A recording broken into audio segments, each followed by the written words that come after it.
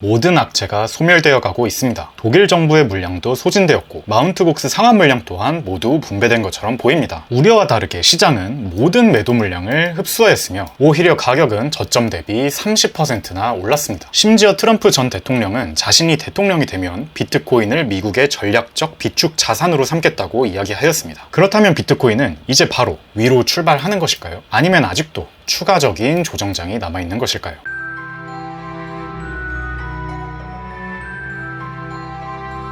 지난 영상이 올라갔을 당시 가격은 57.5K 부근이었고 사람들 사이에는 추가 하락이 오는 것 아니냐, 이제 시즌 종료된 것 아니냐 라는 우려가 나오고 있던 시점이었습니다. 해당 영상에서의 주요 내용은 저는 우선 장기 관점에서 상승장이 끝난 것은 전혀 아니며 앞으로 2-3년간 다시 긴 하락장으로 가는 시즌 종료는 아니다. 따라서 현물 홀딩 물량 그대로 홀딩한다고 말씀드렸었고요. 중기 관점에서는 지난 56.5K 저점이 뚫리긴 했지만 이내 빠르게 반등하며 평행 채널 안으로 들어왔으므로 페이크 돌파였을 가능성이 살아있고, 따라서 올라갔다 조정에 매수하는 단타 전략이 근거도 명확하고 손익비가 매우 좋다고 말씀드렸습니다. 반면 하단을 다시 뚫고 내려간다면 2020년도처럼 쭉쭉 상승하는 상승장과는 조금 달라 보인다. 오히려 2019년의 미니 불장 이후 조정장처럼 조금 더 긴 조정장을 겪을 가능성은 있으나, 다만 그러한 하락이 온다고 하더라도 그것은 고래들이 개인 투자자들을 더 털려는 목적에서 일부러 내리는 것이 아니라 적자를 보고 있는 채굴자들 또는 독일 정부처럼 시장 외적인 요소로 어쩔 수 없이 지금 매도해야만 하는 물량으로 인해 하락하는 것이므로, 그러한 매도세가 끝나고 나면 다시 장기 상승장이 시작될 것이라는 관점이었습니다. 결국 가격은 중기 관점 두 가지 중 첫 번째 시나리오대로 저점을 깨지 않고 그대로 채널 상단까지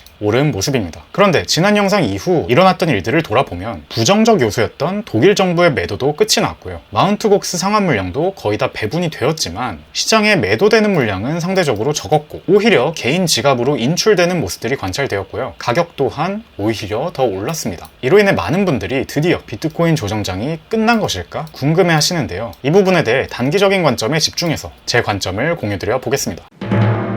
저는 시나리오들을 그리는데 차트를 활용합니다. 긍정 시나리오 2개, 부정 시나리오 1개가 있는데요. 먼저 긍정 시나리오들의 경우 큰 ABC 조정이 끝이 났고 이제 상승 임펄스 5파동이 한 차례 나왔다. 따라서 단기 조정이 있을지언정 곧 다시 고점을 뚫으러 올라갈 것이다 라는 관점입니다. 구체적으로 소개해드리면 이렇게 5파동이 나왔다고 가정할 경우 이제는 ABC 조정마저 끝이 났고 한 번 더 위로 5파동 진행 중이라고 볼 수 있는 것이고요. 이렇게 5파동이 나왔다고 가정한다면 현재 ABC 조정이 진행 중이지만 이후에는 다시 한번 고점을 뚫고 위로 오를 것이라고 생각하는 관점입니다. 과거부터 높은 확률로 채워지곤 했던 CME 갭이 이 아래에 있기 때문에 저는 사실 이번 단기 조정이 이렇게 깊게 나와서 CME 갭을 다 채워주고 다시 올라간다면 마음이 편하겠다 싶기는 합니다. 여기까지가 긍정 시나리오였고요. 다만 우리가 균형 잡힌 시각을 가지기 위해서는 부정적 시나리오도 생각을 해둬야 하기 때문에 공유를 드려보겠습니다. 부정적 시나리오는 큰 ABC 조정 중 이제 A, B까지 나왔고 C로 하락 5파동이 남아있다는 관점인데요. 이때 저점은 지난 53.5K 저점 살짝 위에서 미달령으로 끝날 수도 있고, 또는 새로운 주황색 평행 채널을 그렸을 때의 저점이 53.5K 저점보다 살짝 밑에서, 즉 50K대 초반에서 40K대 후반까지 가고 마무리되는 시나리오입니다. 그런데 저는 그런 일이 벌어진다고 하더라도 벌어진다면 그게 정말 이번 조정장의 끝이고 그 뒤에는 아주 높은 확률로 우리가 기대했던 상승장이 다시 시작된다고 보는데요. 잠깐 유사 사례들을 소개드려 볼게요. 지난해 5, 6월 사례를 봤을 때 비트코인 차트의 경우 한 차례 평행 채널 상하단을 찍고 난 다음에 반등했다가 채널을 충분히 이탈하지 못하고 다시 하락하면 한 번 더 채널 하단을 찍고 저점을 형성한 다음 오르는 경우를 볼 수 있습니다. 2020년 6월 사례를 보아도 주황색 평행 채널 상단 그리고 하단을 한 번씩 찍고 나서 반등했을 때 고점을 뚫지 못했다면 한 번 더 내려오면서 새로 생긴 채널의 하단 또는 거기까지 미치지 못한다면 전 저점 부근에서 저점을 형성하고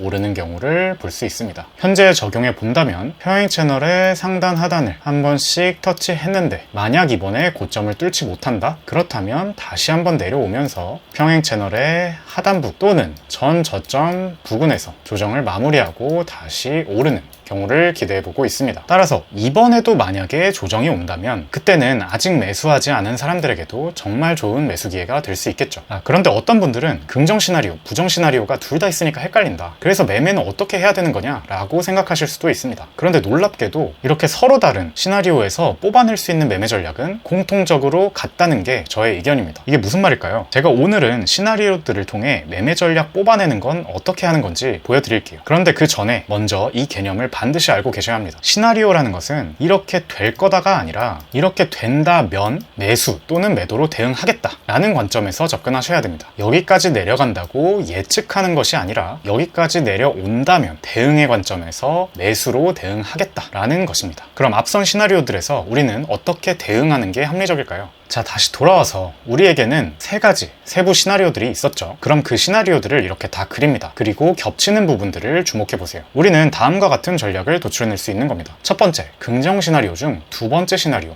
즉 임펄스가 시작되었고 조정이 왔다가 다시 올라가는 시나리오와 부정적인 시나리오, 즉 마지막 조정이 남아있는데 그 조정은 기존 53.5K 저점보다 살짝 위에서 끝날 수도 있고 또는 그것을 살짝 침범하고 아래서 끝날 수도 있다. 대신 그 뒤에는 다시 상승장이 시작된다 라는 시나리오가 있었죠. 두 시나리오가 겹치는 부분이자 CME 갭이 있었던 60.9에서 57.9K 부근이 온다면 분할 매수를 시작하는 방법입니다. 이러한 전략을 취했을 때 장점은 만약에 최악의 시나리오대로 53.5K를 뚫고 내려간다고 하더라도 50K대 초반에서 40K대 후반에서는 반등해준다고 보니 해당 자리에서 한 번 더 분할 매수를 해준다면 평단은 여기 반, 여기 반 해서 약 53.5K 부근이 될 거고 내려오면서 내 시드를 더 실을 수도 있으니까 추후 올 상승을 생각했을 때 굉장히 매력적인 자리가 되겠죠. 그래서 시나리오를 이렇게 두세 개 세워두는 것, 그리고 최악의 경우에 대한 시나리오까지 가지고 있는 게 중요한 거고 거기서 우리가 보수적인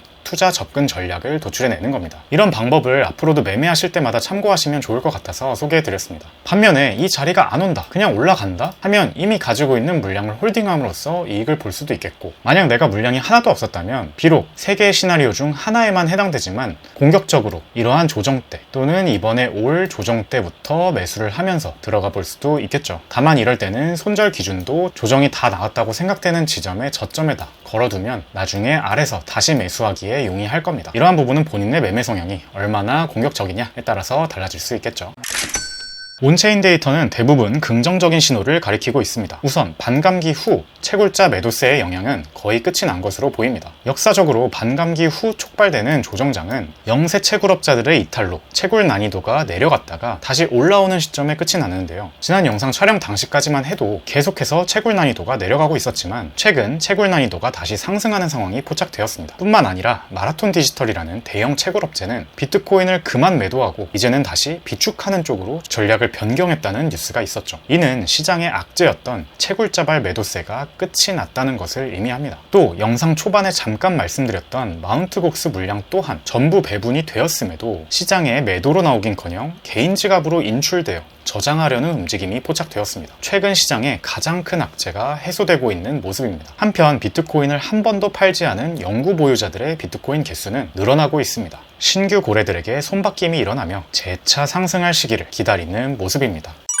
심리는 장기, 중기를 나눠서 보겠습니다. 장기적으로는 여전히 전체 인구 중 비트코인 투자에 관심을 가지고 적극적으로 투자하는 모습이 나타나진 않고 있다고 보고 있습니다. 2017년 말이나 2021년 말처럼 말이죠. 따라서 이러한 점에서 장기 상승장의 고점은 아직이라는 생각은 유효합니다. 중단기적으로도 대중의 관심은 꽤나 조용한 편이라고 보고 있는데요. 코인 투자를 열심히 하는 우리들이야 독일 정부다, 마운트곡스다, 트럼프다, 참 말이 많았지만 대부분의 일반 대중들은 비트코인 투자에 대한 관심이 다소 멀어져 있거나 하더라도 나스닥에 집중하고 있는 것이 사실입니다. 마치 이러한 대중의 심리를 비웃기라도 하듯 최근 나스닥 기술주들은 큰 조정을 맞았고 그 사이 비트코인은 올랐죠. 정리하면 단기적으로도 대중의 심리는 아직 뜨겁지 않기 때문에 상승의 긍정적인 요소라고 생각합니다.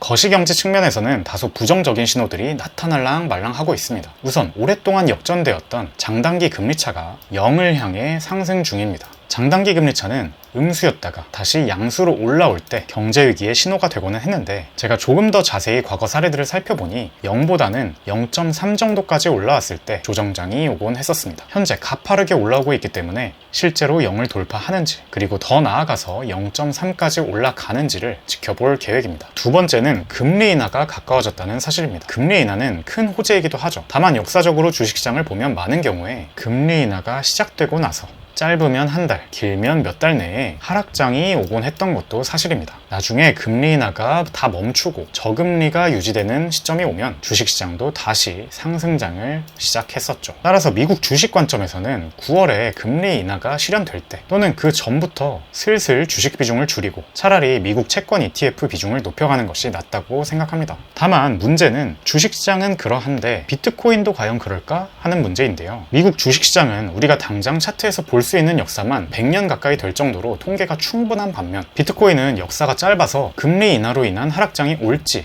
안 올지 확신하기엔 통계가 조금 부족하다는 생각입니다. 따라서 비트코인 투자에 대해서만큼은 이러한 금리 인하기의 악영향을 참고는 하되, 이번에는 제가 기존에 보던 기준들인 차트, 온체인 데이터, 심리를 조금 더 우선순위로 보면서 종합적으로 판단해서 대응해보고자 합니다. 정리하면 거시경제적으로 주식시장의 불안 요소가 점점 더 커지고 있는 것이 사실이다 정도로 참고하면 좋겠네요.